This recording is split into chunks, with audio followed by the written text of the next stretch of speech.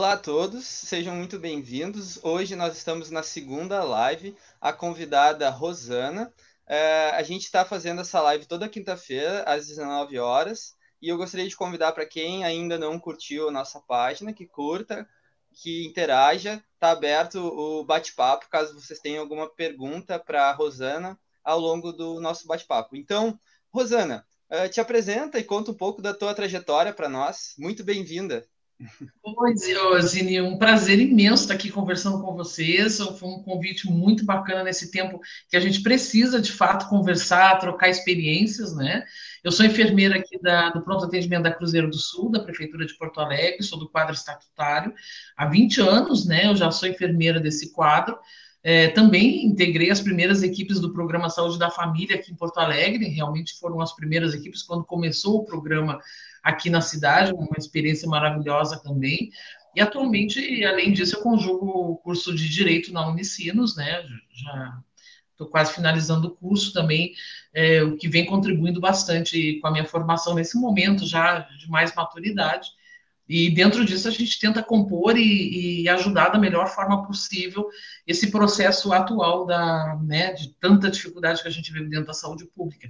Fazemos o possível e a nossa ideia hoje aqui é poder dar essa contribuição e contar um pouco para o público como é que está o sistema de saúde pública para esse momento da pandemia, né? E pensando no teu dia a dia, no pronto atendimento da Cruzeiro do Sul, quais são as maiores memórias positivas e negativas nesses 20 anos de experiência que tu tem? Olha, Zine, sabe que eu vou te dizer uma coisa, o Pax é um local muito carinhoso, assim, com eu guardo com muito carinho o Pax, e eu tenho momentos, assim, que é impossível assim, a gente não relembrar, né, o Pax realmente é um dos maiores pronto-atendimentos da cidade, ele faz parte, né, principalmente da zona sul da cidade, ele tem um ponto marcante ali, é um grande centro de saúde, e dentro desse centro de saúde foi colocado um setor de emergência, que é onde eu trabalho ali 24 horas naquele momento ali. Mas ele é um grande setor, né? E uns momentos atrás, uns anos atrás, a gente teve esse momento do PACS de projeção dentro da cidade, né? Ele tinha uma traumatologia e ortopedia 24 horas, nós tínhamos bloco cirúrgico, nós tínhamos endoscopia digestiva, um setor de odonto também funcionando bem, né? Ainda funciona hoje, mas mais precariamente. A parte de emergência, mais a parte ambulatorial somada, né? Que também tínhamos várias especialidades, várias coisas na área da saúde pública. Então, ele foi um posto que ele prestou muito, muito o seu papel dentro da nossa comunidade, com muita qualidade, né? Então, hoje, ainda o conceito do PACS, né, que é aquele local que você consulta, faz o raio-x, faz os exames médicos, que nós também temos laboratório lá, já sai dali com o seu medicamento, né? Aquela atuação bacana para a comunidade, ela foi se esvaindo, né? Hoje você tem conceitos privados, né? Tipo o Medplex, né? Que faz exatamente o que nós fazíamos anteriormente, né? Então, hoje, cada vez mais está mais difícil para o público ter acesso a isso, porque nós já tínhamos toda essa infraestrutura nós tínhamos ali. Então, eles foram aos poucos tirando essa infraestrutura da gente, né? Funciona a parte ainda do centro de saúde, ainda tem algumas coisas funcionando no PACS, mas a gente já vem se preparando para o processo de terceirização, e isso é uma grande perda para a comunidade, porque o PACS, de fato, ele fazia de forma muito eficiente um trabalho com muita qualidade para a comunidade, e inteiramente SUS, né? 100% SUS. E hoje a gente já vai vendo esse trabalho se exaurindo para eles iniciar o processo de terceirização, como já iniciaram na Lomba do Pinheiro e na Bom Jesus, e cada vez oferecendo menos para a população. Essa que é a verdade, porque os especialistas, os cirurgiões, os clínicos, os traumatologistas, eles estão indo embora, não estão sendo repostos mais dentro do quadro, até por causa dessa cultura, né, de se combater o funcionário público, né, de se entender que ele é cheio de privilégios, e nem um pouco de nos confundir, às vezes, com o magistrado, com o deputado, com aquele que ganha grandes salários. Essa não é a realidade do servidor público, né? Tu, ser servidor público, sabe que muitos têm muita dificuldade até de passar um mês, né? E nós vamos vivendo com as nossas dificuldades também, que não são poucas, né?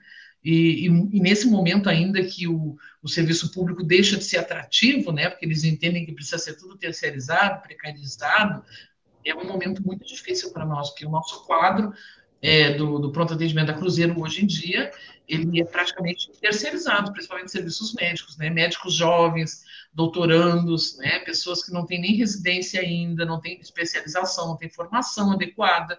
Então, tudo isso contribui para indo piorando a qualidade de assistência que tu vai oferecendo para a população, né? O profissional pouco qualificado, evidentemente, que ele não pode te devolver um serviço qualificado como tu espera que ele te devolva, né? Então, você não tem condições de contratar mais o cirurgião, né? Nós não temos mais reposição de cirurgião no quadro, nem do traumato-ortopedista, nem do especialista em alguma área, né? Antigamente você levava as pessoas, né? Só para te dizer, chegava uma pessoa lá com uma dor no peito, um infarto iminente, você tinha condições de iniciar o tratamento dele e mandar ele para um local de referência para ele ter acesso a um cardiologista, para ele fazer um ecocardio, ou para ele ter um acesso especializado da medicina, né? Da mesma forma, quando ele precisava de um neurologista, né?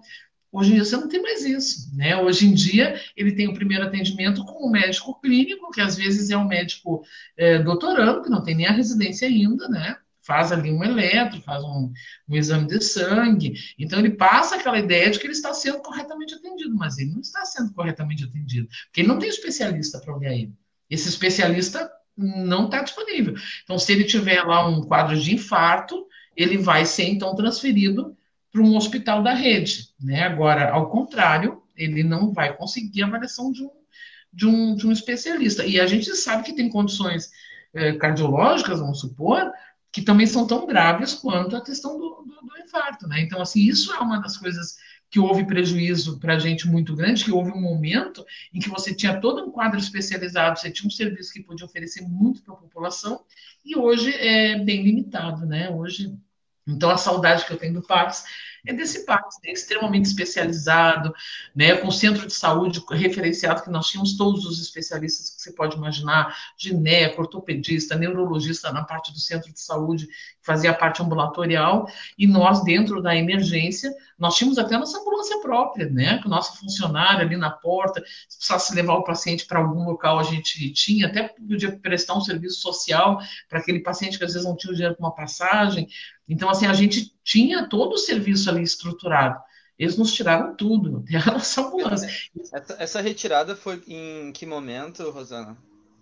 Olha, inicialmente eles começaram, eles tiraram a nossa ambulância e levaram para, tipo assim, ela começou a atender vários serviços na cidade. E a gente disse, não, ela não. Mas isso em que ano, mais ou menos? Eu acho que faz uns 5, 6 anos atrás, quando eles começaram o processo de terceirização, né? Uhum. Então, hoje tu tem vários serviços de ambulâncias contratadas, e isso é uma das coisas que tu questiona muito, né? Eu disse, mas por que tu contrata se tu tem um funcionário lá e se você tem um carro, uma ambulância lá que pode ser usada, né? Então, assim, ó, esse é um dos questionamentos. A gente vê que hoje uma das coisas que me chama muito a atenção, eu não quero ser especulativa, mas o Hospital Vila Nova, por exemplo, que era um hospital pequeno, de pequeno porte, de muito pouca visibilidade na cidade até, hoje o Hospital Vila Nova ele tem uma frota de ambulâncias que faz as remoções para ele é a nossa referência para mandar os pacientes saírem do Pax e vão para o Vila Nova, né? E, inclusive, ele hoje administra o Hospital da Restinga, ele administra mais 2 hospitais dentro do estado. Então, rapidamente, houve uma expansão do convênio do Hospital Vila Nova, e aí tu vai vendo o processo de terceirização acontecendo. Tem outras empresas, tipo Transul, Ecosul, que vão aparecendo ali, né? Então, assim, nós ficamos, por exemplo, o dia inteiro, às vezes a noite inteira, esperando para remover um paciente, às vezes até grave, para um outro local, porque o SAMU, às vezes, nem sempre tem condições de atender. A frota do SAMU foi muito reduzida também, né? O SAMU está numa situação muito precarizada, inclusive de EPIs, aí chega a ser dramática a situação do SAMU. E é difícil de se entender o processo, né? Como é que isso aconteceu? Porque eles não há reposição do quadro, né? Não há. Então, tu não tem equipes disponíveis. Quanto mais eles vão precarizando, mais vão contratando serviços terceirizados. E aí tu fica o dia inteiro esperando, às vezes, para remover um paciente, e aquela terceirizada não vem nunca, né? Porque muitas vezes eles atendem outros serviços durante o dia e só começam a fazer nossas remoções a partir da meia-noite, para você ter noção, né? Então, às vezes, aquele paciente fica o dia inteiro esperando, aquela familiar fica o dia inteiro esperando, porque tem que esperar aquele terceirizado. E nós, antigamente, tínhamos a nossa ambulância na porta. Você imagina Rosana, que. quando tu comenta sobre essa parte, dos serviços que tinham e foram sendo retirados esse processo de terceirização, mas tu tem uma comunidade sendo atendida pelo pronto atendimento. E nesse sentido, semana passada, a gente conversou com 2 participantes do Conselho Local de Saúde da Unidade Divina Providência, e a gente falou bastante sobre a importância do controle social do SUS, né? Nós que somos servidores do SUS, antes de mais nada, é todo um processo de construção social que inicia lá com a reforma sanitária, e são por meio de mobilizações das pessoas. E tem previsão legal, né? Na Lei 8080, tu que está fazendo a parte de direito, né? Ela é regulamentada pelo decreto 57, não me lembro o número, e lá tem a questão da participação e a importância do controle social. Na tua visão como enfermeira do SUS, qual a importância dos conselhos e da participação dos cidadãos? E como tem sido a participação da comunidade aí onde tu trabalha em relação a esses processos que vem acontecendo? A gente é a memória viva do Pax, né? E a memória viva dessa cidade, a gente já está amadurecida, já está mais velha, e a gente viveu tudo isso, né? A gente viveu. Eu não sou ideológica, eu sempre digo isso para as pessoas, não imaginem por eu ser servidora pública e ser do SUS, que eu sou da extrema esquerda, né? Não é isso. Né? E eu disse assim, o fato de eu defender uma política pública ou de eu defender o SUS ou a participação dos conselhos não significa que eu seja de extrema esquerda. É necessário a gente desmembrar esses conceitos e as pessoas entenderem que o controle social existe, a previsão legal, como tu citou ali na 8.080, ele não existe para que se faça política de esquerda, ele existe para que efetivamente a gente possa fiscalizar, a gente possa cuidar do SUS e possa devolver para a população um serviço eficiente de qualidade. A lei é muito bem feita, a lei ela existe. O problema é que ela não consegue ser executada. Então, isso é uma das coisas que eu sou obrigada a te dizer. O Pax é uma comunidade que sempre teve um mecanismo social muito presente. Eu, quando entrei no Pax, nós tínhamos um conselho gestor, nós tínhamos um conselho local. Eu nunca tive assim, uma participação muito intensa nesses locais, sempre contribuí da melhor forma possível, mas foi um dos melhores momentos da nossa vida, né? O conselho municipal também atuando, apesar de ter um viés ideológico muitas vezes, que isso também contribuiu para algumas dificuldades que a gente viveu pelo esse viés ideológico.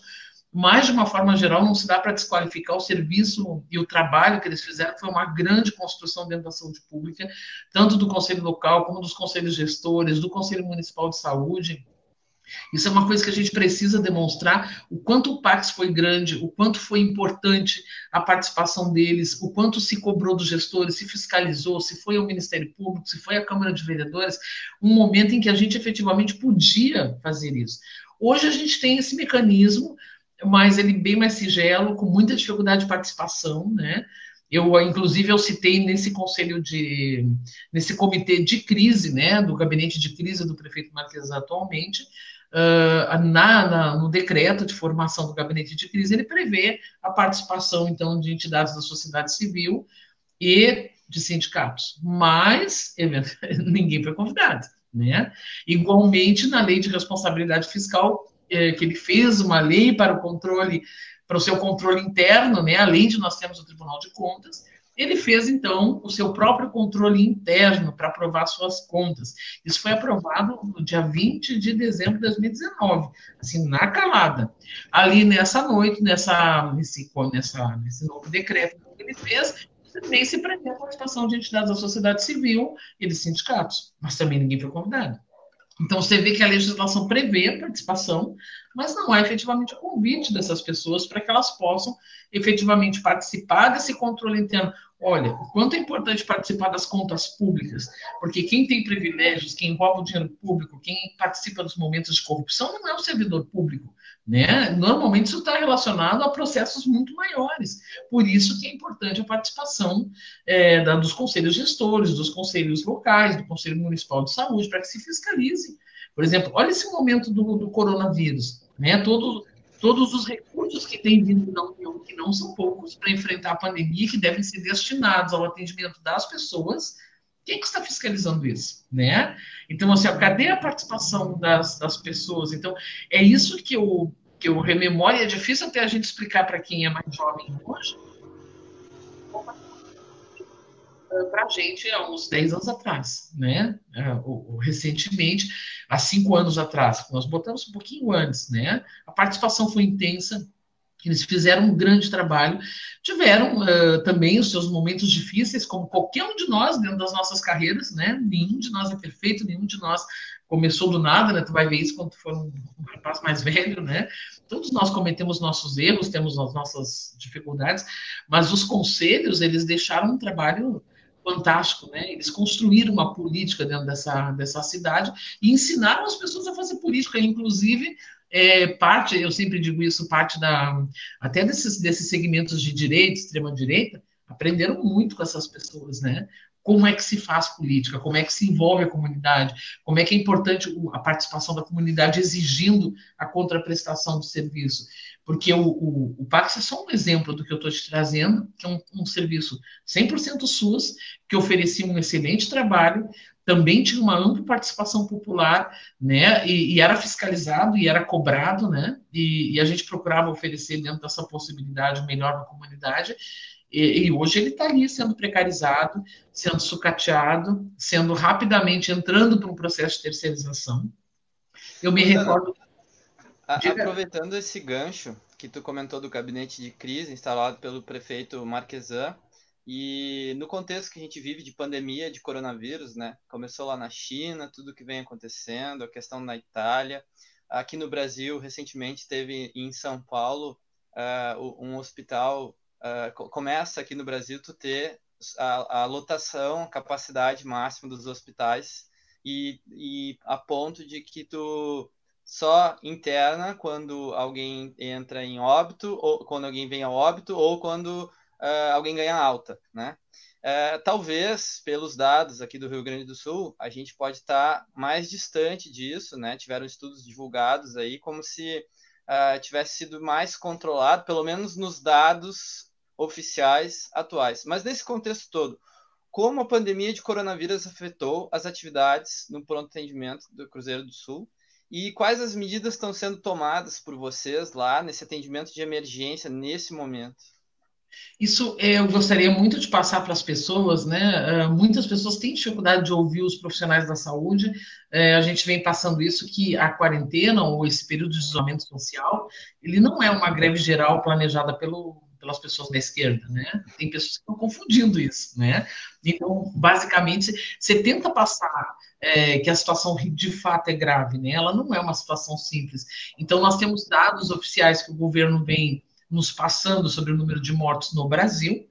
No Rio Grande do Sul, eu acho que qualquer pessoa com uma inteligência mediana que tenha acompanhado a história dos outros países, dos Estados Unidos, da Itália, da cidadezinha de Wuhan, não sei mais da onde, você vai ver que hoje morria uma pessoa, né? No dia seguinte morreram 3, né? Assim, falando em linhas gerais, né? No Rio Grande do Sul, se você consultar o site do G1, você vai ver que todo dia morre uma pessoa no Rio Grande do Sul. Você consegue imaginar isso num estado do tamanho do Rio Grande do Sul? Então, o que você fica imaginando disso? E sabendo que a projeção do coronavírus é legiométrica. Então, você consegue imaginar o quê? Ou eu estou omitindo informações, ou eu estou subnotificando. Porque, evidentemente, que não.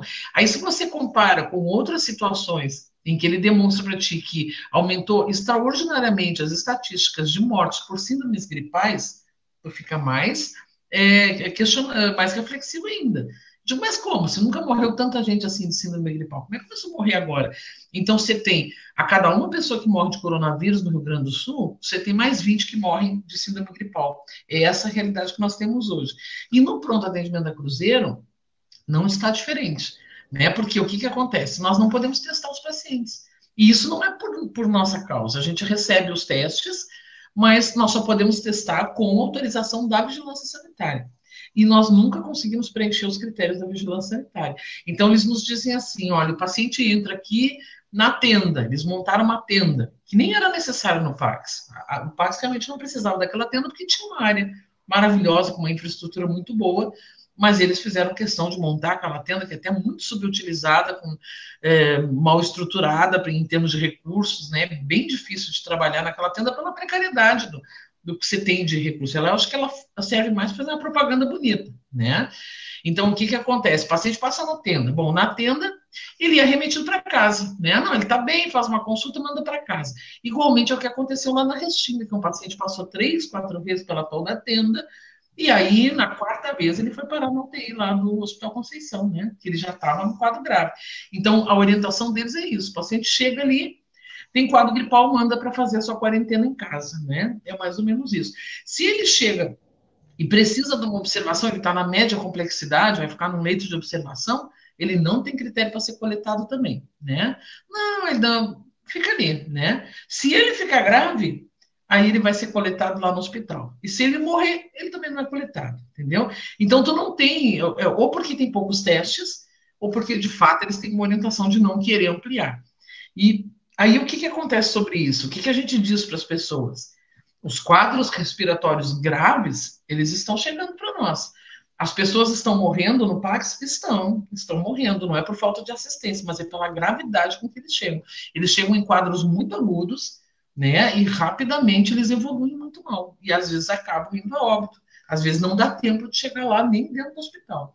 Então, aí, o que, que a gente tem comentado para as pessoas? E eu falei, briguei com a Vigilância Sanitária, inclusive, a semana passada sobre isso. O último boletim Covid que nós tivemos na cidade, emitido pela Prefeitura de Porto Alegre, ele falava majoritariamente de casos de coronavírus no Hospital Moinhos de Vento, no Hospital Divina Providência, no Hospital Ernesto Dornelles, no Hospital Mãe de Deus, no Hospital Santa Casa, né? Clínicas que também atendem conveniados, e Conceição, que atende SUS, né? Então, assim, olha, tu pegava assim no Pax, assim, ó, quase nada. Então, aí você pergunta assim, olha, onde é que são os maiores bolsões populacionais da cidade? Vamos refletir, gente. Quem é que atende a Rubem Berta? Quem é que atende as Ilhas dos Marinheiros? Quem atende a Glória Cruzeiro, Cristal, Cascata? Né? Quem atende a Restinga? Né? São os maiores bolsões da população. A gente tem noção de quantas pessoas nós estamos falando, gente?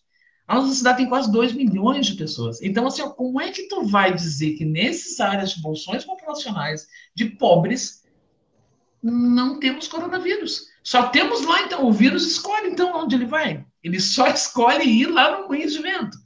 Evidentemente que não, gente. Então, assim, ó, eu acho que a parte mais grave que nós estamos vivendo no país hoje é a omissão de informações. E as pessoas têm uma falsa sensação de que está tudo bem, que está tudo tranquilo. Elas quebram as regras da quarentena porque elas não estão vendo as pessoas morrerem, elas acham que as pessoas não estão morrendo. Não, isso aí não está acontecendo. Elas não estão vendo o diagnóstico de Covid, até porque não tem teste. Como é que tu vai fazer diagnóstico de Covid? Aí tu acessa o G1, ele diz para ti que morreu uma pessoa lá em Passo Fundo hoje, amanhã morreu uma, não sei mais aonde, e assim vai indo, né? Aí, ontem ainda, eu sou enfermeira, eu tenho acompanhado pelos sites da vigilância, os valores que são liberados, eu entro na Anvisa, faço tudo isso, ainda conseguia 2 dias atrás pegar algum material e tal. Ontem eu abri o site da Anvisa, já não tinha mais nada, já tiraram tudo, entendeu? Então, assim, a situação do país eu acho que é grave nesse sentido. Quem viveu não quero ser ideológico, mas quem viveu lá em 1970, 1980, pegou parte do regime militar, e eu peguei essa parte, eu já era novinha, guriazinha ainda, mas eu cheguei a pegar uma parte, né? Era exatamente assim, né? Algumas notícias são de segurança nacional e não passam exatamente para a população, né? Então, ao mesmo passo que o governo não quer criar esse sintoma de pânico, né? Que quer preservar a economia, quer que as pessoas voltem a trabalhar, quer que quebrem a quarentena, quer que voltem à sua normalidade, as coisas continuam acontecendo. Então, você vê que ali o G1 mostra que morre uma pessoa por dia no Rio Grande do Sul, que a gente já vê que é contraditório em relação ao que tu já ouviu no restante do mundo. E aí você vê Santa Catarina funcionando normalmente, como se nada tivesse acontecido, até porque ele olha aqui as notícias do Rio Grande do Sul, que fica do ladinho, e diz, não, mas no Rio Grande do Sul não está acontecendo nada. Então, se não está acontecendo nada no Rio Grande do Sul, também em Santa Catarina, muito menos, porque tu imagina que lá também não deve ter informação. Aí tu vai lá em Curitiba, que eles acham que não existe, que isso aí é movimento esquerda, é um movimento comunista. Curitiba está normalmente funcionando. Então, tu imagina que nosso frio não chegou. Eu sou enfermeira há 20 anos dentro do SUS, né? Mais de 20, porque eu dentro do PSF, quase 25 anos de SUS. E aí eu vou te dizer uma coisa, o nosso inverno já é uma catástrofe, só nos casos normais de asma, bronquite, H1N1, doenças pulmonares, pneumonias comuns. ela já é uma catástrofe natural, né? Já morrem milhares de pessoas por isso. Com o coronavírus eu não consigo imaginar como vai ser, né? Já está sendo. Já está sendo. E as pessoas continuam com essa falsa sensação que está tudo bem. Então, é isso que é preciso passar para a população, né? Que elas entendam que elas são com informações omitidas, né? É preciso que tu esteja atento e dizer assim, Além não. do controle social, essa competência, essa responsabilidade de poder exercer um papel de participação ativa, de fiscalização, foi um termo que tu utilizou ali, né? A gente também tem como competência da Câmara de Vereadores, do Legislativo Municipal, a fiscalização sobre as ações do Executivo. E aí, nesse sentido, no início do mês, viralizou um vídeo do vereador Walter zombando dos mortos pelo coronavírus. E aí, o que te motivou a mandar uma carta à Câmara de Porto Alegre repudiando o caso? E como que tu vê a atuação do Poder Executivo e do Poder Legislativo de Porto Alegre em relação a essa crise? Olha, eu mandei, eu acho que em torno de 35 e-mails com essa carta e fiz aquilo de coração mesmo, pelo tempo que eu sou funcionária pública, tentando demonstrar para eles o momento dramático que nós estamos vivendo.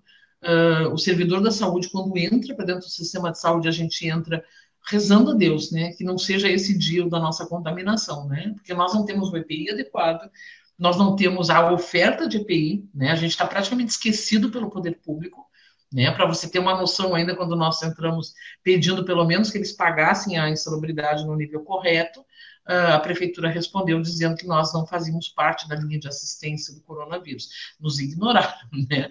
Então você imagina o grau de sofrimento desse servidor, né? Porque você está com uma equipe ali para trabalhar, seja um médico, enfermeiro, técnico, auxiliar, são equipes que precisam estar ali para atender pessoas com coronavírus ou suspeitas de coronavírus. Tu imagina que cada um de nós tem famílias também. Então a gente, além de estar passando por toda essa política de desvalorização do servidor público, com salários congelados, com um prefeito que vai na rádio nos chamando de vagabundo para baixo e coisa assim do gênero, porque ele faz isso com a maior tranquilidade, né? E quase um processo de assédio coletivo até, né? Ainda a gente tem que conviver com o coronavírus, né? Com esse medo, com esse pânico. E aí, de repente, você vê numa live de um vereador, representante da cidade, que pretende ser prefeito, né? Pré-candidato a prefeito, fazendo um meme ali, nem é um meme, ele fez um vídeo em alusão ao meme que tem na internet. Só que daí é indesculpável, como eu digo, porque esse meme, ele diz respeito a uma cultura africana, de um trabalho, né, que eles fazem lá na despedida dos seus mortos, mas ele não foi feito, ele foi feito em 2015, inclusive, esse vídeo, e ele não tinha nada a ver com o coronavírus, né, ele tinha a ver com a cultura daquele povo, que acho que era Gana, se eu não me engano, e aí o vereador faz isso, mas quem viu o vídeo, ele entra espirrando, né? Ele entra em casa espirrando e fazendo um deboche claro a questão do coronavírus. Então, o que eu acho? Você é funcionário público, se você é um representante do povo, né? Você não tem esse direito. Realmente você não tem. Isso é uma coisa gravíssima, porque tu pode ter tuas convicções pessoais, o teu vizinho pode ter as convicções pessoais, mas quem tem a responsabilidade com o público, ele não pode fazer isso. Eu, como servidora pública, não posso ter esse comportamento, como nem tampouco o vereador pode ter um comportamento assim, né? Então, uma coisa é a minha família aqui me pediu um paracetamol porque está com dor de cabeça, né? A outra coisa é eu estar no meu serviço e alguém diz assim, me consegue um paracetamol. Eu não posso, eu não sou médica, eu não posso te dar um paracetamol. Eu sou obrigada a te conduzir para uma consulta, né? Porque eu tenho que ter responsabilidade no que eu estou fazendo. Não sei se você entendeu o exemplo que eu te dei. E o vereador é a mesma coisa. O vereador é um representante do povo, ele foi eleito para representar o povo, ele tem uma responsabilidade com o público. Então, tu imagina que a gente está num momento dramático em que as pessoas estão morrendo, e ainda que ele não acredite que isso estivesse acontecendo no Brasil, estava acontecendo milhares de mortes na Itália, milhares de mortes na Inglaterra, na França, né? Nos Estados Árabes também. É uma situação dramática no mundo, gente. Por isso foi declarada uma pandemia. Então, você imagina o grau de deboche desse representante brasileiro, né? A essas pessoas que morreram. Você imagina o grau de sofrimento dessas famílias que perderam seus familiares. E não foram familiares só velhinhos ou só jovenzinhos, e cada um tem o amor pela sua família, eu tenho certeza que se tu tem um avô, ele não é menos importante para ti do que o outro que tem. Isso não existe, gente. A vida não se classifica dessa forma. E nem nós, como profissionais, vamos conseguir classificar, né? Como eu Se diria. tu autorizar, Rosana, eu gostaria de depois poder publicar a carta que tu escreveu e compartilhar na página da... Com certeza, Lindo, pode fazer isso, porque eu fiz isso com a ideia realmente de cobrar uma atitude da Câmara, de cobrar um encaminhamento sério. Gostaria de dizer também para o público, que eu acho que é uma coisa que precisa ser conhecida, dos 35 vereadores os quais receberam essa carta. Eu sei que ela foi lida em plenário, eu sei que as pessoas ouviram, que eles ouviram e tal, mas, além deles estarem trabalhando remoto, todos eles estão trabalhando de forma remota, em suas casas, ao contrário dos servidores da saúde, que estão nessa situação dramática, eles ainda me responderam 4 vereadores. E eu tenho que dizer aqui o nome dos 4, sem nenhuma posição ideológica. Me respondeu aqui o vereador Adeliciel, do PT, me respondeu a vereadora Karen dos Santos, eu acho que é do PSOL, me respondeu o vereador Robaina, e o vereador Freitas, que é presidente da Cosman, que também nos deu um pouquinho de carinho, né? Então, assim, foram somente esses 4 dos 35 e-mails que nós mandamos. Nenhum outro vereador da cidade respondeu. E a gente cobra deles a responsabilidade com o vereador Naugenstein e a responsabilidade de projetos sociais efetivos que possam ajudar a pandemia nesse momento. Foi essa a cobrança que nós fizemos.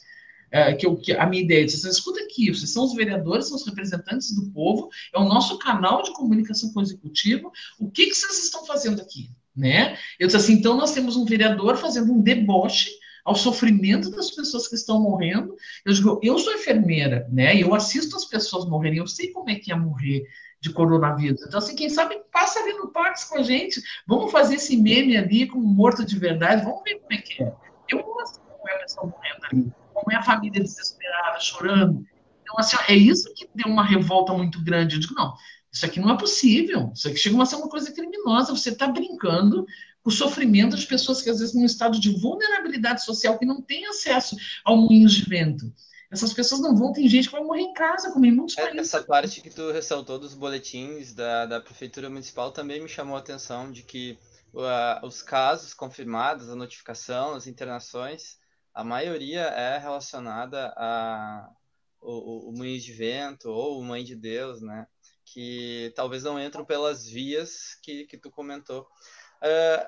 Agora, nesse contexto todo, Rosana, como que está sendo pessoalmente para ti enfrentar essa pandemia e que coloca especialmente os profissionais de saúde no grupo de risco? Olha, eu vou te dizer uma coisa: o profissional de saúde ele é preparado para enfrentar germes multiresistentes, a gente sabe dos níveis de insalubridade, dos níveis de biossegurança. A questão é que a prefeitura nunca se preocupou muito com a EPI, né? A questão do equipamento de proteção, a questão da pandemia, ela só suscitou a precariedade e a forma desleal que a prefeitura sempre tratou o pessoal da saúde. Sempre não, né? Nesse momento, não vou ser injusto, nós tivemos momentos muito bons dentro da prefeitura com realmente políticas voltadas à saúde pública, né? Com investimentos grandes na saúde pública, que é a parte mais importante, né? Não é uma pandemia que possa ser controlada se não controlar os maiores bolsões populacionais, a maior parte vulnerável da cidade, onde as pessoas realmente não têm acesso ao moinho de vento. Ali é o risco, porque o que acontece? Se você tiver 10 pessoas contaminadas na rua, elas vão contaminar quantas mais, né? Então não adianta você achar que no seu condomínio de luxo você está protegido, ou você achar que no seu carro bonito você está protegido, ou você achar que na sua bolha você está protegido, você não está protegido. Né? Porque assim, a pessoa que te serve no restaurante pode estar com coronavírus, a pessoa que conduz o teu carro pode estar com coronavírus, a pessoa que trabalha na tua residência, né, como doméstica, ou como jardineiro, ou como, sei lá, qualquer outro serviço pode estar contaminada, o delivery que tu contrata pode estar contaminado. Então, assim, existe uma série de outros fatores que tu vai ver em relação à vulnerabilidade dessas outras pessoas, e você vai ver que não está seguro, né? Então, assim, a questão do EPI, que eu já havia comentado em algum momento ali contigo, ela é essencial, porque é o que garante efetivamente a proteção do trabalhador. Mas não é qualquer E EPI. vocês tiveram acesso a testes? Quem está na linha de frente, quem tem contato com um paciente suspeito, quando atende, principalmente assim, tu e a tua equipe que estão ali na emergência, né? e que tu comentou que já recebeu casos de intubação, né, com quadro evoluindo para o quadro mais grave de respiração. Vocês tiveram acesso a testes para vocês? É isso que eu falo dessa gestão, sem querer ser crítica, sem querer ser ideológica, mas ele faz muitos decretos, faz muita legislação. É um prefeito que está sempre fazendo decreto para mostrar quando ele está interessado, como ele está fazendo as coisas. Está perfeito, só que esse decreto tem que ter eficácia, né? Então ele faz um decreto dizendo que os testes para os servidores existem, né? Então o que acontece? O servidor entra num quadro gripal, ele adoece, ele é um possível suspeito de corona, a chefia afasta ele, né? E aí ele tem que entrar em contato com a vigilância vai marcar um dia para ele coletar o exame, não sei quando, né? E aí você vai fazer várias coisas, se ele não preencher os tais critérios, ele não vai poder. Então, das pessoas que estão conosco lá, 2 pessoas só coletaram exames e não foi em Porto Alegre. Uma teve que pagar e a outra foi na cidade de Viamão, né? Então, não consegue efetivamente fazer os exames. A outra questão é o EPI, né? EPI não é uma fantasia de carnaval, né, gente? Ela tem uma determinação da Anvisa, tem especificações técnicas da Anvisa para o coronavírus. Então, você imagina assim, por exemplo, a Anvisa diz que o avental que você está usando tem que ter uma gramatura no mínimo de 30, né? No mínimo. Não estou nem para procedimento para aerossóis, que a gramatura é de 50. É a gramatura de 30 no mínimo, para você atender um isolamento respiratório de coronavírus ou suspeita de coronavírus. E aí a prefeitura vai lá e te compra, nem te compra, né? Ele te fornece um avental com gramatura de 10, que chega a ser transparente. Aí você imagina o que vai proteger você? Nada, né? Ele não protege, é uma fantasia que você está usando. A mesma coisa eles fazem, por exemplo, com as luvas, com a máscara, com tudo que eles te dão, né? Os protetores faciais, por exemplo, a gente conseguiu de doação, produção caseira, acho que é caseira, uma doação carinhosa, acho que foi do Tecnopulc, a sociedade civil se organizou e forneceu doações para os servidores. Não são produtos médicos, não são qualificados como produtos médicos, mas é aquilo que está defendendo um pouco das nossas vidas. Foram as doações que nós recebemos desses protetores faciais. Óculos de proteção, a contaminação nos olhos é muito grande, é muito grande. E aí o que acontece? Não tem para todos, né? Então alguns usam óculos, outros não usam. A máscara N95 para os procedimentos de aerossóis, tu imagina num plantão de 12 horas, você tem que descartar a máscara, você não pode guardar a máscara. A orientação da chefia é que você use a máscara por 7 dias. Mas você não pode usar uma máscara dessa por 7 dias. Entendeu? Nem não podem repetir, porque a contaminação é imensa. O SAMU, por exemplo, a situação é dramática do SAMU. Ele só tem um macacão do SAMU, ele não tem nem macacão reserva para trocar se eventualmente ele precisar. O mesmo macacão que ele usa para atender o paciente de corona, ele usa para atender o não corona também. Ele recebe esse mesmo aventalzinho de gramatura 10, que é quase transparente, para botar em cima, para fazer de conta que ele tem ali um aventalzinho. O macacão descartável aqui, ele simplesmente não aparece. A gente vê até algumas pessoas, colaboradoras da prefeitura de empresas e tal, fazendo aquela desinfecção na rua. Tem umas propagandas que ele botou, não sei se vocês viram, as pessoas desinfectando a rua, desinfectando, né, com macacão, 360 graus, bem bonitinho, né, para o corona, aquela coisa toda. Mas e o SAMU, que está atendendo até o cadáver de corona, né? Você entendeu o que eu estou tentando dizer? O grau de contaminação, o grau de risco ocupacional. Mas o nosso servidor de SAMU não tem um macacão, gente. Ele não tem nem um macacão normal para trocar se ele precisar. E ainda ele tem que pegar aquele macacão contaminado que ele tem. Isso que é importante se passar para a população entender o que significa ser servidor da saúde nessa hora. Ele tem que pegar o seu macacão todo contaminado, botar na sua sacola, na sua mochila normal que ele transita na rua, né, que ele atendeu o paciente de corona, sei lá mais o que, e ele tem que levar para sua casa, botar junto com a roupa da sua família. Entendeu como é que funciona? Então, assim, ó, é assim, gente. Então, a gente precisa mostrar que a dramaticidade do momento é isso. Né? Então, enquanto uns brincam, né, fazendo uma brincadeira, um deboche ao coronavírus e ao sofrimento de tantas pessoas que vêm morrendo de corona na cidade e de síndromes gripais que estão fora das estatísticas, que as pessoas acham que não é corona, porque não tem como testar mesmo. Então, morre 10 de coronavírus e 3 mil pessoas de síndromes gripais. O que tu imagina, né?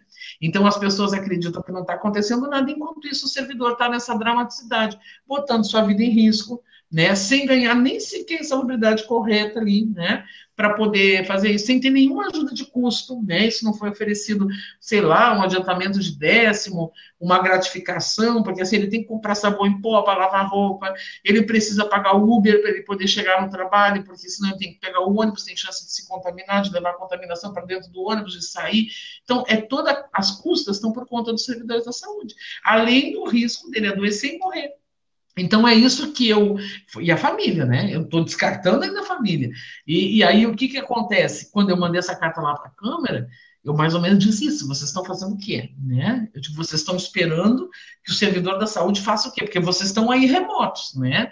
Eu gostaria, se eles estivessem funcionando, eu teria feito pior do que a carta.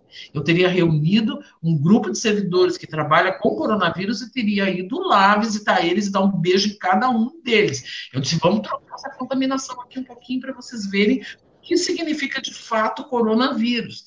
Porque isso é um deboche. Em casa, tu tá remoto, numa casa bonita, bacana, bem, né? Tá tudo bem, vou fazer uma brincadeirinha idiota dessa e vou brincar. Agora, vai lá trabalhar com a gente, vai receber o paciente que está morrendo, para você ver o que é a situação e o medo das pessoas de saber que não está protegido, que não tem proteção e é obrigado a trabalhar.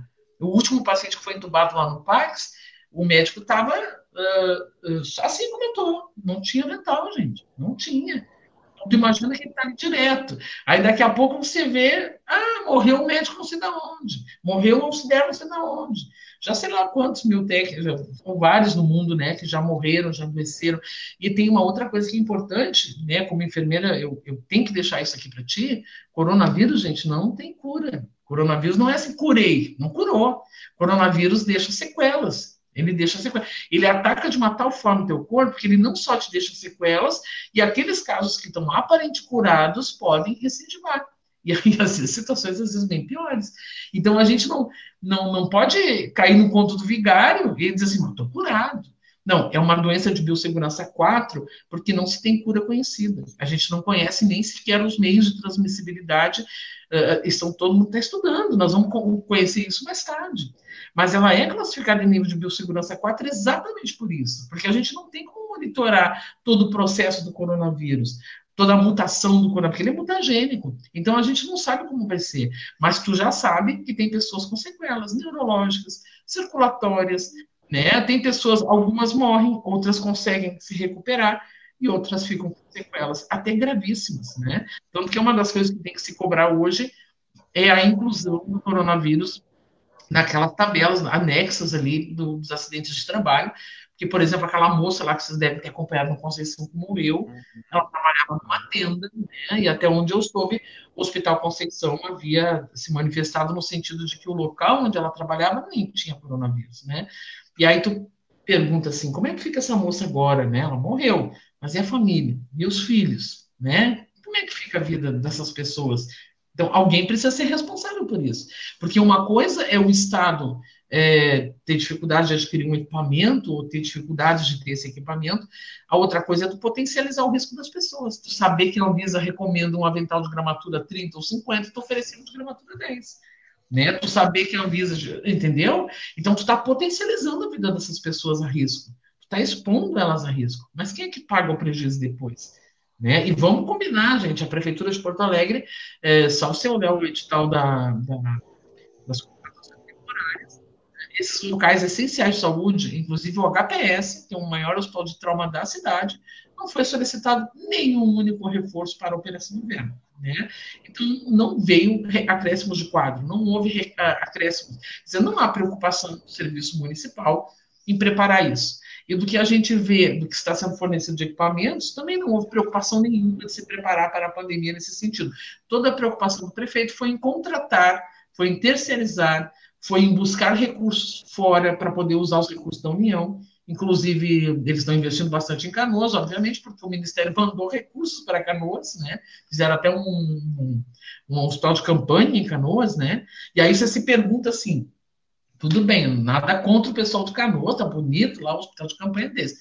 Nós temos aqui o Hospital Parque Belém, gente, um mega hospital. Eu nem estou falando só do Hospital Parque Belém, tem o Álvaro Alvim também, que eu acho que está sendo utilizado nos 2 andares do Álvaro Alvim, o resto todo está desocupado.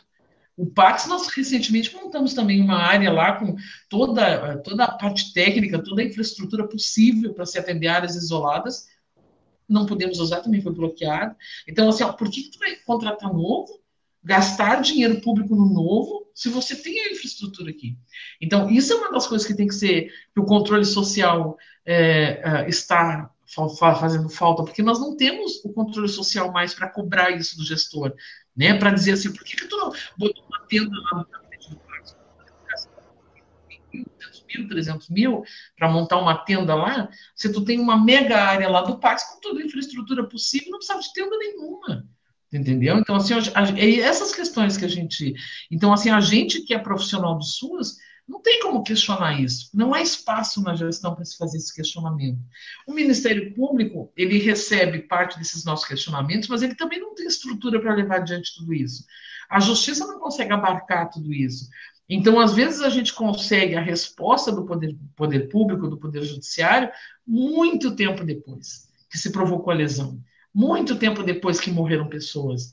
E a gente precisa mudar esse conceito dentro do país. Não existe posição ou regime democrático, nem de direita, nem de esquerda, nem candidato, nem. Não existe, gente, se a gente não tiver poder social. Tu avalia, Rosana, impactos no SUS, direto na linha de frente aí, do congelamento de gastos que teve em 2016 que foi aprovado, e reflexos hoje no dia a dia? Por exemplo, quando tu menciona que falta EPI, até que ponto aquele congelamento dos recursos não tem impacto direto hoje em estar faltando esses equipamentos tão básicos para vocês que trabalham na linha de frente, com o risco de estar se contaminando e colocando em risco a família de vocês, como tu ressaltou? Se tu for ver, isso é um processo, né? O congelamento de gastos. Eu acho que o Covid, por isso que tu vê tanta resistência política no país. Eles acham que isso é um grande movimento de esquerda, né? Que isso é uma greve geral que não foi sonhada, que não foi planejada. Não é, gente, realmente não é. Mas o Covid ele vem suscitando, na verdade, deficiências e que também o que estava sendo escondido ali atrás, seja no congelamento de gastos para o sistema único, porque uma coisa a gente precisa entender, gente, o que eu tenho que passar aqui para vocês assim, na prática, né? Por exemplo, o Pax, há uns anos atrás, ele tinha uma traumato-ortopedia que funcionava 24 horas diuturnamente, de segunda a domingo. Né? Nós tínhamos traumato-ortopedia o tempo inteiro. Um grande serviço, prestava um grande serviço. Nós tínhamos um setor de curativos com cirurgiões, tínhamos bloco que fazia biópsia, atendíamos curativos de alta complexidade dentro da... Nós éramos referência dentro do Estado, né? Então, aí, o que você imagina disso? Daqui a pouco começou a congelar, começou a tirar os gastos daqui, começou a tirar da cola. Por que eles fazem isso? Porque eles precisam vender um plano de saúde barato. Então, assim, por que eu vou te oferecer 100% SUS, um serviço de qualidade, se eu posso te vender um plano de saúde a R$ 50 por mês? Eu vou te obrigar a pagar 50 por mês. Porque o que acontece? Tu vai lá no SUS, mas tu é pai, vamos supor. Tu vai deixar um filho teu morrer porque tu não tem um especialista? Não, tu vai vender o que tu tiver e vai conseguir R$ 50, se for necessário, vai lá e paga o tal do especialista para olhar o teu filho. Tu entendeu? Então é mais ou menos isso. Então, ao passo que eles foram tirando do SUS, congelando os gastos, cateando os serviços do SUS, eles foram ampliando esses planos de saúde, a terceirização, esses outros serviços, né? Então, assim, tu vai encontrar vários serviços assim, de planinhos de saúde baratos para a população, ou de serviços baratos, assim, que tu tem que pagar um pouquinho, mas tu consegue um atendimentozinho, né, como eu te digo. Então, isso aí foi todo um plano nacional, né? Isso você vai ver, essa mesma situação que eu te citei aqui de Porto Alegre, você vai ver que no Rio de Janeiro também tu vai ver que tem lá um grande hospital de campanha construído e do lado um grande hospital sem ser utilizado. Porque todos os gestores estão agindo assim no país. Do que eu acompanhei, no começo, assim, tinha manifestações que eram feitas pela equipe do Ministério da Saúde e eles anunciaram que liberaram recursos, né, para o SUS, um volume grande de recursos para irem para o país como um todo poder se estruturar e enfrentar a pandemia. Só que a ordem de grandeza do que tinha sido executado até então no SUS era 20 bilhões de reais. E eles, nesse momento, liberaram 10 bilhões de reais de algum fundo lá para os planos privados. Os planos privados, eles atendem a 15% da população. E até aquele momento eles tinham liberado para o SUS, que atende 85% da população, 20 bilhões. Então, 50% do volume de recurso para atender 85% da população. Então, tem essas distorções, né? Só que o próprio Mandetta, que era o ministro da Saúde, foi um dos, enquanto deputado federal, foi um dos que aprovou lá a questão do congelamento dos gastos. Só que a gente estava num contexto tão agudizado da crise que ele estava seguindo as orientações técnicas da equipe, mais no sentido de vigilância e de se prevenir dos riscos, de aumentar a proporção do número de casos aqui no Brasil, né? E aí começou a dar divergência lá com o governo nacional, com o presidente, enfim, e acabou sendo exonerado. Como tu vê o cascateamento aí na ponta desse jogo que acontece lá no Ministério da Saúde, ora tá o ministro, ora não tá, e o ministro caiu e trocou. O que tem de consequência para vocês diretamente na assistência de uma capital como Porto Alegre? Eu digo assim, para a população se informar um pouco, o site da Anvisa tem todos os decretos, os regulamentos, as RDCs e os valores liberados para o Brasil e os estados, né? Entre eles a cidade de Canoas, recebendo bastante verba. Nesse site você vai ver também aí o número de leitos disponível para a rede privada, né? E o número de leitos para a rede SUS. Eu vou te dizer que a rede privada tem mais leitos de UTI disponíveis do que a rede SUS, obviamente, né? E também temos leitos locados, né, inacreditavelmente, com a estrutura montada que nós temos, muitas vezes, sem precisar alocar nada, porque nós temos, né, então aí tu fica te questionando essas questões. Agora, em relação ao Mandetta, bem lembrado por ti, o ex-ministro Mandetta, desculpa, ele foi um profissional que defendeu o processo de terceirizações, congelamento de gastos do SUS, mas eu acho que o Corona já deixou uma grande lição para ele nesse aspecto, porque nunca o SUS foi tão importante. Nunca se viu a importância do SUS dentro do controle de uma pandemia, porque realmente sem o SUS ficaria bem mais difícil. Agora, você vê aí um movimento de resistência grande na cidade, quando eu te digo que os serviços de saúde do SUS, na cidade de Porto Alegre, no Rio Grande do Sul, eles estão escondidos, clandestinos, e o prefeito nem fala deles, e nem quer falar. Porque você vai ver que ele vai para a mídia falar do Moinhos de Vento, ele vai lá falar da Santa Casa, ele vai lá falar dos grandes parceiros que ele tem, mas ele não fala do SUS, ele não fala dos seus funcionários. E aí você vai ver o boletim epidemiológico da cidade, também, coronavírus só tem lá no Moinhos de Vento. Entendeu? Então, assim, ó, você vê que a política ela continua tão forte quanto. O IMESF aqui na cidade, claro que tem uma ilegalidade ali, mas eu acompanhei o nascimento do IMESF, naquela época houve muita manifestação sobre isso, todo mundo sabia que ele era ilegal, né? O pai do IMESF foi o Dr. Carlos Casatelli, que era o secretário da saúde naquele momento, já se sabia da ilegalidade do IMESF. Agora eu te digo, mas por que tu vai fazer uma coisa ilegal se tu sabe que não precisa, né? Eu fui uma das enfermeiras em saúde pública e, na época, o IMESF era contratado através de associações, porque as prefeituras, os governos não sabiam como ia ser o IMESF. O Programa de Saúde da Família. Mas, passados 20 anos que ele se consolidou como política prioritária no país e trouxe todos os resultados maravilhosos que ele trouxe, em termos de controle de saúde pública, ele já não era mais para ser dessa forma, ele já era para ser um quadro efetivo do Ministério, né? Ele já era para ser um quadro efetivo dos governos. E ele continua hoje sobre o mesmo drama, né? Mais de 20 anos de saúde pública e ele continua sobre o mesmo drama. E hoje sendo desmontado, porque eles não querem também o funcionamento disso.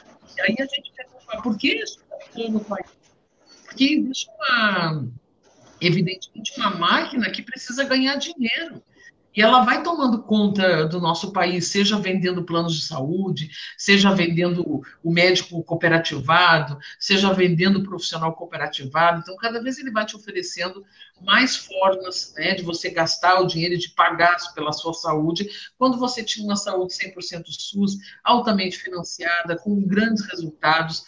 Mas, infelizmente, a gente vive essa dificuldade graças à questão da falta de fiscalização, da falta de controle social e do momento político atual, né? O momento político atual é muito difícil. Mas eu acho que o Corona vai trazer coisas bacanas para a gente.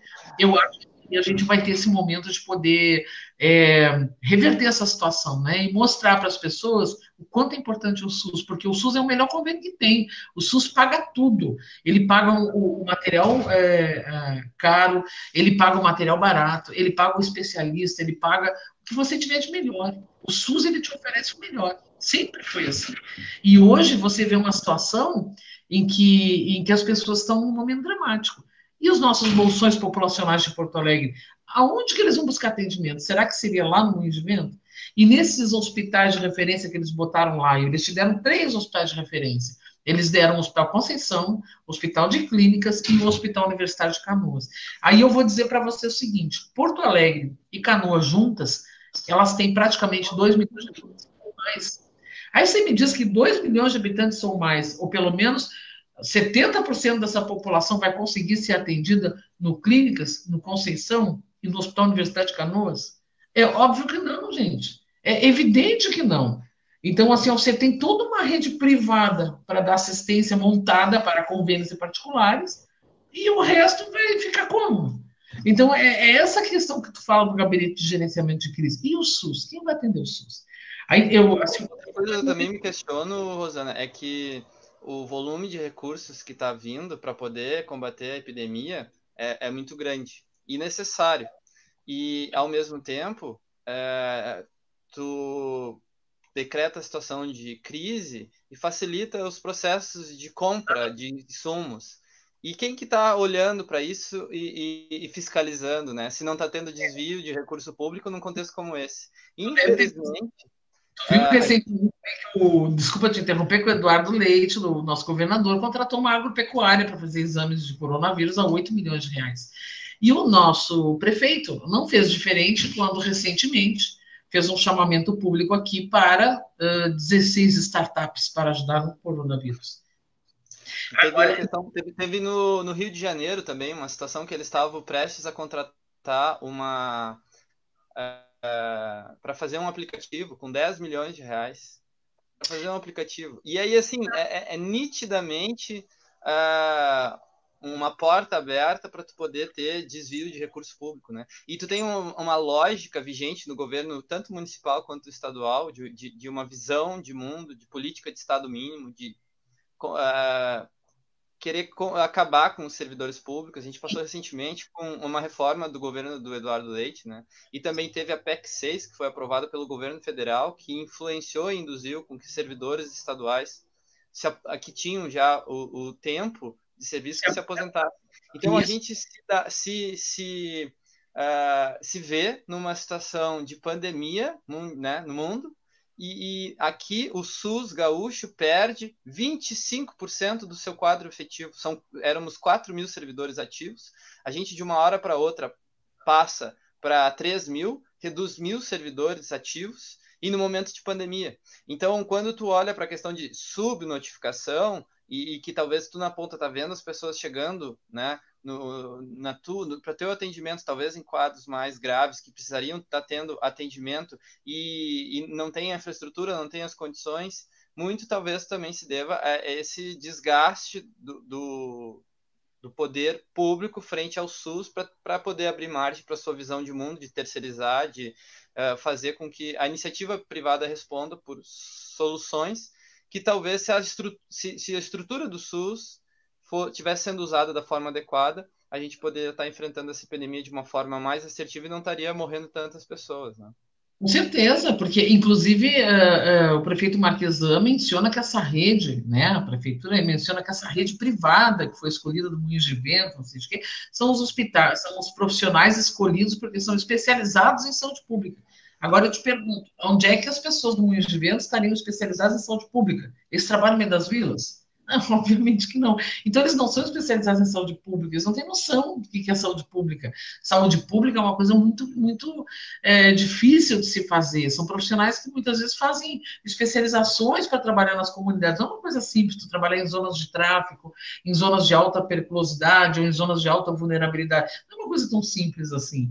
Então, a gente precisa ter esse entendimento que saúde pública é algo muito especializado. E é da saúde pública que depende a tua saúde. Porque se tu não controlar o que está acontecendo lá dentro das comunidades, que às vezes são coisas graves, tu não vai conseguir oferecer a devida proteção ao resto das áreas da cidade. Então não adianta eu passar um protetor de mosquito aqui onde eu moro, se lá na comunidade está cheio de dengue, está cheio de zika, entendeu? Então a gente precisa controlar isso no âmbito da cidade. A gente não vive numa bolha, né? E a saúde pública, ela é essencial nesse aspecto. Agora, quanto a recursos, tu falaste muito bem. Chegou muito recurso, né? E é uma das coisas que a gente precisa passar aqui para a população. Então, por exemplo, além dos decretos que o nosso prefeito fez, além daquelas tendas magníficas que ele botou, que são muito pouco utilizadas, além da falta de EPIs que a gente tem, que põe em risco a vida não só a nossa, como de toda a população, porque a gente leva a contaminação para a rua, a gente ainda tem 16 startups, gente. Então, para quem não sabe o que é startup, são empresas de tecnologia que vêm com desafios, propondo soluções tecnológicas. Então, soluções tecnológicas, né, de controlar, de mandar mensagem para o teu celular, de liga aqui para o cobote, né, se tu precisar de alguma orientação.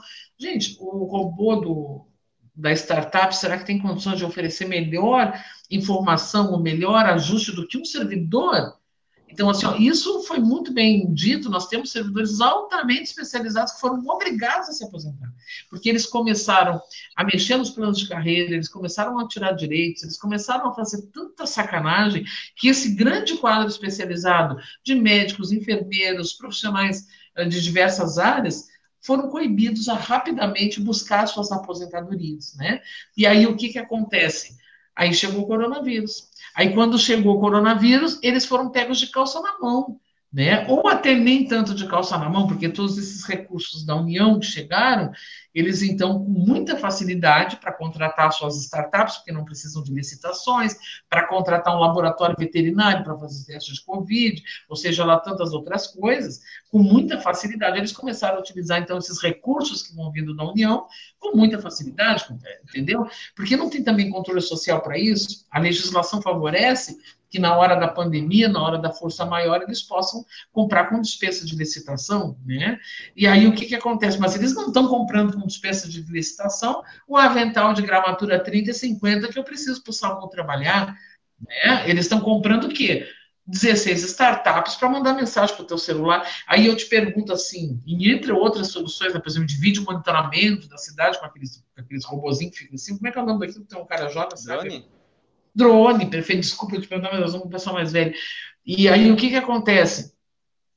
A cidade tem um observatório, né, um polo observatório, que também deve sair uma grana para manter aquilo, para monitorar toda a cidade. Já foi feito muitos investimentos tecnológicos no Observa-Poa.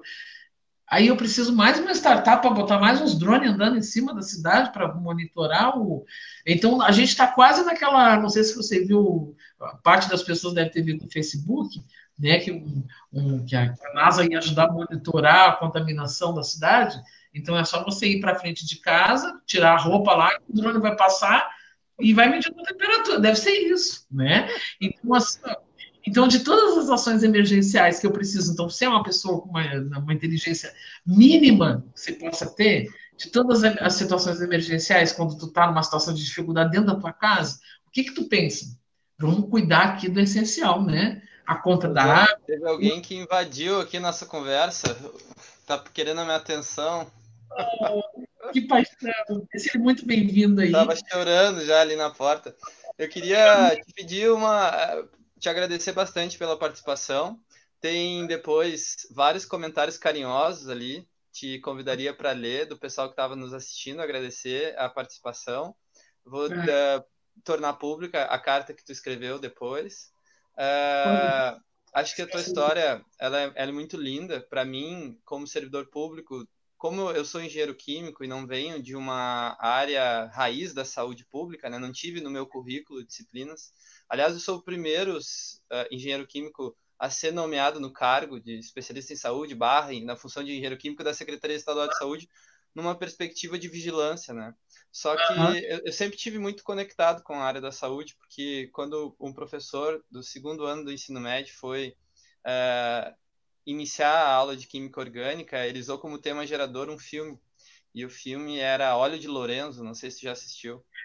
Lindo, eu vi, sim, E um filme aquilo sempre inspirou a minha carreira, né? Inclusive, do meu dia a dia, eu hoje, como servidor público, eu também faço doutorado, né? Então, a minha linha de pesquisa, no sentido de encontrar quais são as causas das doenças crônicas que, tirando a pandemia do coronavírus fora, no nosso momento de rotina, as doenças que mais têm provocado comorbidades na população, ou enfim, adoecido, elas têm correlações com as contaminações ambientais. E sim, acho que muito apropriado que se a gente tivesse mais engenheiros químicos com a sua formação, a sua bagagem, olhando na perspectiva de saúde pública, talvez a gente não tivesse com índices tão alarmantes de doenças crônicas, como, por exemplo, o câncer no Rio Grande do Sul, que é um dos maiores do país, né? eu Então, vou te dizer uma coisa, assim, aí tu vai entrar no meio acadêmico e eu vou te dizer o seguinte, é a pesquisa que falta, é o cientista que falta, é o investimento na ciência, o investimento na educação, né? Porque a gente não pode investir na bestialidade humana, investir na ignorância, investir em coisas que são absurdas.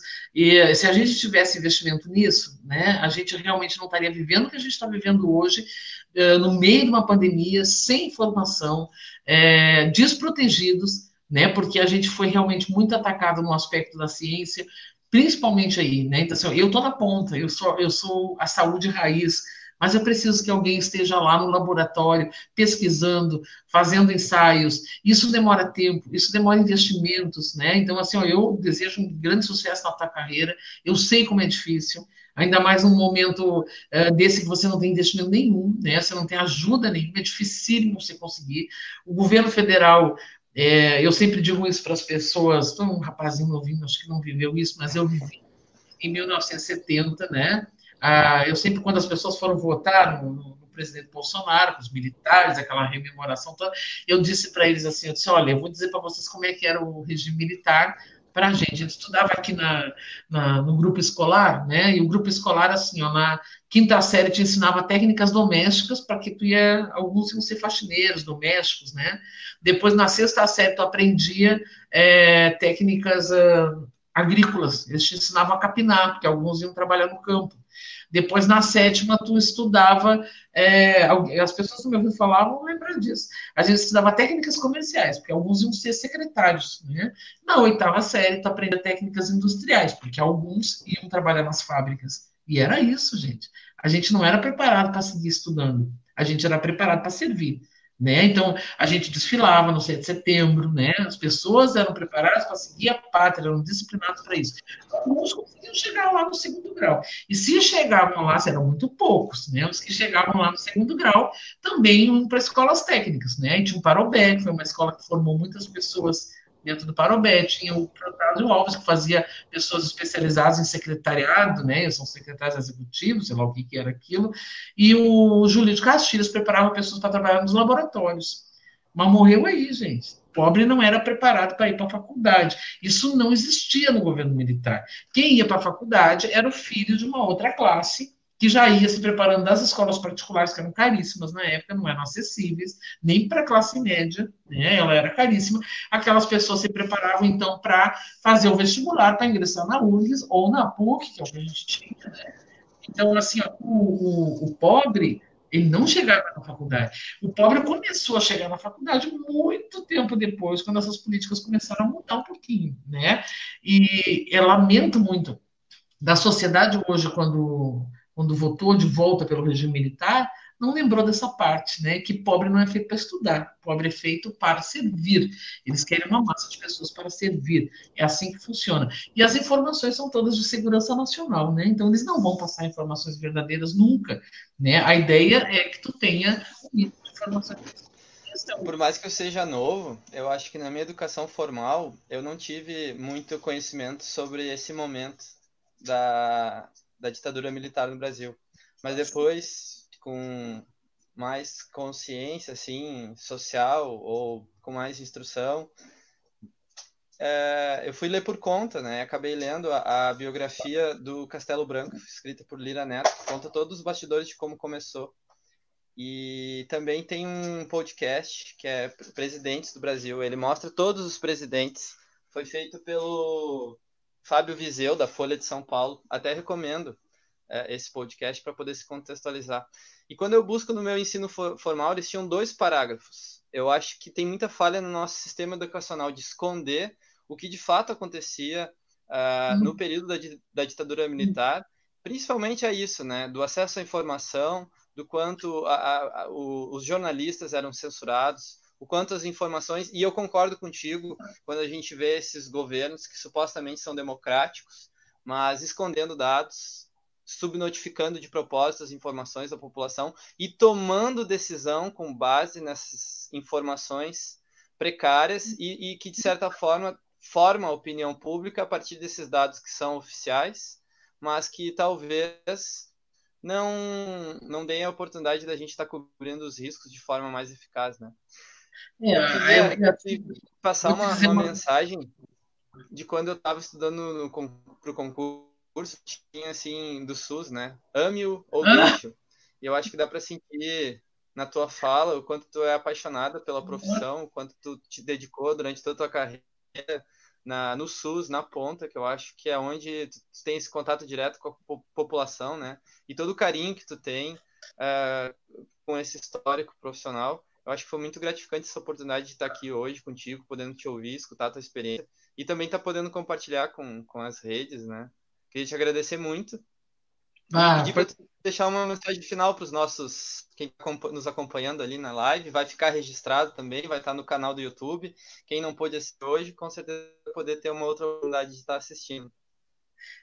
A mensagem que eu deixo aqui para vocês, gente, aqui de alguém que eu não vivi a tortura do período militar, mas eu tenho essa consciência que muitos sonhos foram roubados, né, naquele momento. Muitas pessoas talentosas deixaram de mostrar tanta coisa importante dentro desse momento, porque a política do momento, né? Mas a gente conseguiu uma coisa nesse país que foi incrível. Eu lembro muito que eu estava terminando o 2º grau no Colégio Cruzeiro do Sul, né? No dia que foi eleito o Tancredo Neves. E nós comemoramos muito. É difícil dizer para vocês como foi, eu fico emocionado, assim. E hoje a gente vê de novo essa gente louca chamando o regime militar, gente. Gente, eles não têm noção do que não tem informação, do que você não poder sair na rua, do que você não poder sonhar em ir para uma faculdade. Gente, por favor, gente, eu queria, assim, dizer para o jovem, assim que eu digo para minha filha que todo dia, lute pelo seu direito, brigue por ele, fale, brigue. A democracia é isso, gente, a gente saber se ouvir, seja do direito, seja do esquerdo. Eu, às vezes, tenho posições que são de centro, às vezes eu tenho posições que são de esquerda, às vezes eu tenho posições que são de direita. Eu convivo até no Lions Clube de Porto Alegre, que são pessoas, eu sou membro do Lions também, e são pessoas que são bem ligadas à direita, né? E eu tenho um carinho enorme por eles, embora eu não seja uma pessoa de direita, eu sou uma pessoa de centro-esquerda. Desculpa eu estar me emocionado aqui, mas a mensagem que eu deixo é isso, gente, acorde, viva o Brasil. Viva o Brasil do jeito que ele é, com as suas cores, com os seus sabores, com as ideias diferentes das pessoas, sejam de esquerda, sejam de direita. É viver isso, gente. A gente tem que saber conviver com tudo isso. E é tudo muito brilhante, é tudo muito bonito. Entendeu? Então, assim, o regime militar tirou tudo isso da gente. A gente lutou por isso, gente. A gente lutou muito para brigar e para poder votar e para poder xingar alguém, para poder mandar uma carta para a Câmara de Vereadores. Eu disse assim, nós estamos agora com generais em todos os postos de comando do país, gente. Nós estamos retrocedendo tudo. Nós estamos perdendo as informações, nós estamos perdendo a capacidade de gritar. A gente está com um monte de maluco na rua que só fala em ganhar dinheiro, gente. Eu não conheço gente mais doida por ganhar dinheiro do que italiano, porque não é nem por ganhar dinheiro, italiano gosta de trabalhar, eu dizer, porque minha família mora todo do outro lado. Todos eles foram trabalhar, gente, todos eles morreram. Não morreram da minha família, mas morreram mais de 30 mil pessoas, gente. Então, assim, ó, é isso que eu quero dizer para vocês. Dinheiro não é importante nesse momento. Nesse momento é importante a família de vocês É importante a convicção, a consciência, e vocês têm a noção que, assim, que o período mais difícil que nós estamos vivendo isso hoje é essa volta do regime militar, assim, sigelo, silencioso. Ele já vai se instalando em cada cantinho desse país, e as pessoas não estão se dando conta. As pessoas não estão se dando conta que estão perdendo tudo que tinham, né? Que o filho da Dona Maria, que ontem estava na faculdade, nunca mais vai estar. Que o filho do seu João, que um dia sonhou em ser um engenheiro químico, nunca mais vai ser, entendeu? Porque assim é o regime militar. O regime militar não é preparado para que você possa pensar, você possa trabalhar pela nação, né, gente? Então, assim, a gente está vivendo um momento difícil, globalizado, é uma pandemia, e eu espero que ela deixe uma lição para a gente quanto a isso, né? A gente saber valorizar o que a gente tinha de bacana. O SUS é a melhor coisa que você tem, é gratuito, né? Ele tem que ser prestado com qualidade. O serviço público é essencial para qualquer nação, gente, porque o servidor público ele pode chegar aqui e falar, ele pode chegar lá e denunciar, ele pode cobrar. O serviço terceirizado já não pode, né, gente? Então a gente está num momento difícil e a gente não tem que rezar por baixo, né? Todo mundo tem que ganhar salário mínimo. Não é assim, gente. Antigamente, as pessoas entravam para dentro de uma empresa e, ainda que não tivesse muita formação, elas tinham esperança de ter uma carreira bacana e bonita, né? Hoje não tem nada, já não tem direito a nada. Então, assim, a gente tem que querer muito mais como país. A gente é um grande país, é uma grande nação. Tem gente muito boa desse país. Então, assim, eu só para ter me emocionado, mas é muito difícil falar em regime militar, gente, em 2020, depois da gente ter essa cultura fantástica que a gente tem, brilhante como a gente tem, depois de ver tanta gente brilhante chegando nas universidades, se formando, sonhando, falando, né? Então, assim, a gente tem coisas tão bacanas no país, e aí tem gente falando em regime militar, gente, em carro de guerra na rua, em militar dando pancada na gente, escondendo informação da gente, porque é tudo de segurança nacional, e pegando uma massa de pobre dizendo assim: acabou, vocês vão trabalhar, vocês foram feitos para trabalhar. Não é assim, não, gente, entendeu? Não é assim, não. Todos nós temos uma capacidade incrível. Lá dentro da comunidade, eu trabalho há 20 anos lá, tem gente muito capaz dentro da comunidade, tem gente muito talentosa dentro da comunidade. Nós temos dentro da comunidade células de grandes médicos, de cientistas, de engenheiros. Nós temos pessoas com capacidades incríveis dentro da comunidade e que elas estão lá esquecidas. Sem políticas públicas, sem políticas sociais, essas pessoas não vão ter a menor chance. E a gente não pode imaginar que o país vai melhorar se a gente ignorar essas pessoas. A violência vai continuar aumentando. Só que a gente vai ter genocídio em massa, que é o mesmo genocídio que a gente está tendo agora. E eu não consigo imaginar que a gente consiga ser feliz imaginando que lá está morrendo uma pessoa pobre, que essa pessoa seja menos importante do que eu. Ela não é menos importante que eu, nem menos importante do que as pessoas da minha família, né? Ela é muito importante para alguém, né? O pior é que é bem a lógica do neoliberalismo que está no poder, né? Essa de tu valorar as pessoas de acordo com aquilo do capital que tem e tomar a decisão de uma vida em função do dinheiro ou, né, do poder aquisitivo. Eu acho que muito linda a mensagem que tu nos deixa e te agradecer de verdade por essa participação e por essa mensagem que tu deixa pra gente. Muito obrigado, Rosana. Eu adorei participar. Um grande abraço para ti. Tu viu que eu posso conversar aqui horas. Eu sou uma pessoa bacana. Olha, eu adoro conversar. Vamos conversar. Ficamos horas conversando e não quero te passar a imagem de uma pessoa velha, mas essa imagem da democracia no nosso país, ela está marcada na minha memória, quando todos nós comemoramos a volta do regime democrático, a eleição de um presidente nesse país, e ninguém que viveu isso, eu tenho certeza que esqueceu, absolutamente ninguém. Eu lamento muito que jovens, né, que não viveram isso, eu acho que faltaram aula de história, tenham, de alguma forma, pensado que um regime militar pudesse ser diferente, que iria consertar alguma coisa nesse país. Armas não matam o coronavírus, tanques de guerra não matam o coronavírus, bases militares também não, né? Então não adianta você ter dinheiro, não adianta você ter armas, não adianta você ter nada, né? A tua vida se vai do mesmo jeito. Então é hora da gente pensar um pouco na solidariedade, um pouco na humanidade, e a gente pensar que a gente precisa construir essa saúde para proteger a vida de todos, né? Do SUS depende a proteção da vida de todos nós, né? Se eu não controlar o que está lá dentro das comunidades, eu não vou conseguir controlar e nem te oferecer segurança. E as comunidades precisam disso, né? E vamos lembrar, gente, que na pandemia são milhões de pessoas que estão nessas zonas pobres de Porto Alegre e que não estão contabilizadas no Hospital Moinhos de Vento, nem no Hospital Santa Casa, nem no hospital, né, do Copador, sei lá mais aonde. Então, assim, como também aconteceu em São Paulo, como aconteceu também no Rio, hoje São Paulo está vivendo uma tragédia também por isso. Então, a gente precisa entender que o coronavírus não escolhe a carteira que ele vai entrar, né? O coronavírus, ele não quer saber se tu é rico, se tu é pobre, se tu tem quantos diplomas que se tem, né? Então, assim, ele vai chegar na tua vida, sim, se você não tiver o mínimo de consciência social e entender que a gente é todo mundo igual, a gente é uma sociedade, né, gente? A gente não nasceu diferenciado, nós nascemos da mesma forma, então a gente morrer igual para todo mundo, gente. Eu sou enfermeira há mais de 20 anos, acho que 27 anos eu sou enfermeira, e eu posso dizer para vocês que todo mundo morre igual. Eu já trabalhei no Mãe de Deus, eu já trabalhei na PUC, eu já trabalhei na Santa Casa, eu hoje sou enfermeira de saúde pública há mais de 20 anos, mas eu vou dizer um negócio para vocês, gente.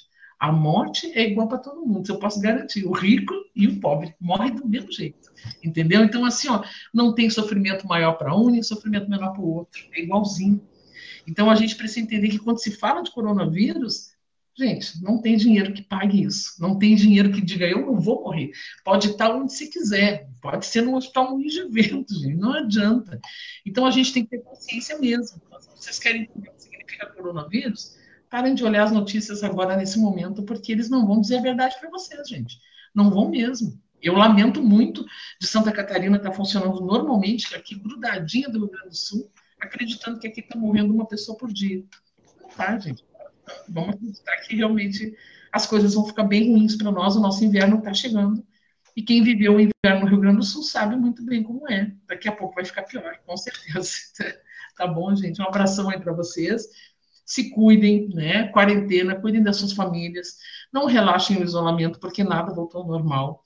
Não façam viagens em shopping centers, que ali não tem realmente uma janela, é tudo no ar-condicionado. Então, imagina aquele bando de gente respirando dentro do mesmo ar-condicionado. Chega a ser uma coisa criminosa. Então, assim, ó, tenham consciência, né, gente? Assim, ó, pelo amor de Deus, o shopping center, ele não é um local limpo, ele nunca foi um local limpo, ele nunca vai ser. Então, assim, no tempo de coronavírus, é um local difícil de se frequentar, né? Então, as pessoas acreditam numa aparente normalidade. Não está normal, gente. Olhem as estatísticas do mundo, da Alemanha, da França, da Itália, e não acreditem que esses países estão mentindo para vocês. Vocês estão vendo as pessoas morrer. Não acreditem que no Brasil é diferente, porque o brasileiro tem uma resistência diferente, porque a NASA vai vir estudar o Brasil, porque não sei o quê. O brasileiro é tudo igual, gente. É igualzinho e pior, entendeu? A gente não vai ter nem estrutura de saúde para isso. Vocês viram aí que para o SUS, o que a gente tem para o SUS, né? O Hospital Conceição, o Hospital Universidade de Canoas. E hospitais clínicas, que ainda tem de particulares.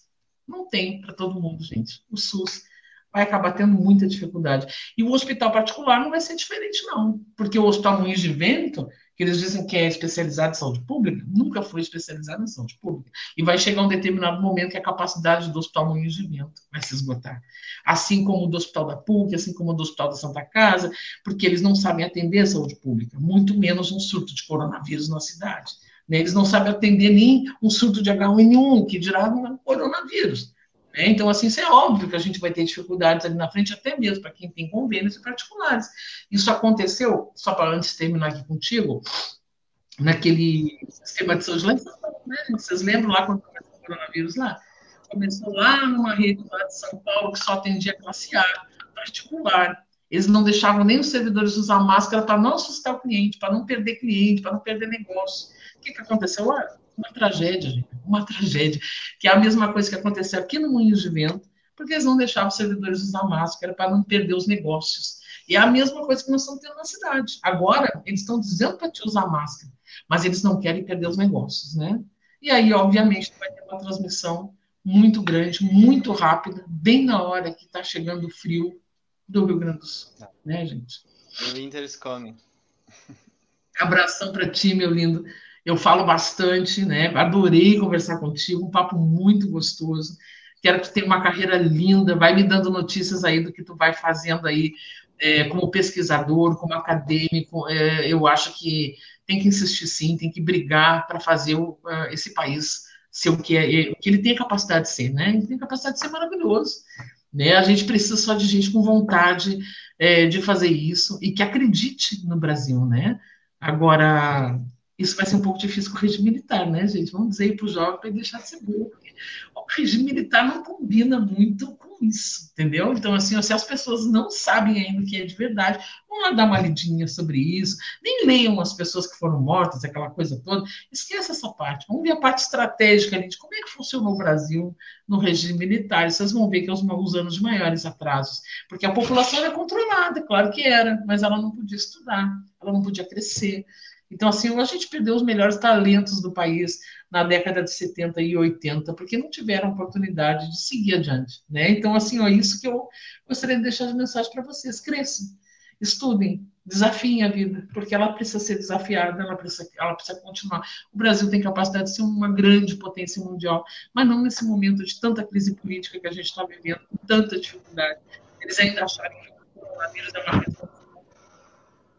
Gente, é o auge da ignorância. Né? O coronavírus não tem nada a ver nem com o Bolsonaro, e muito menos com o Lula, mas com uma pandemia mundial, com uma crise sanitária mundial, com deficiências enormes no Sistema Único de Saúde e uma guerra, né, dos privados sobre o dinheiro público da saúde, que é uma das maiores pastas que existem.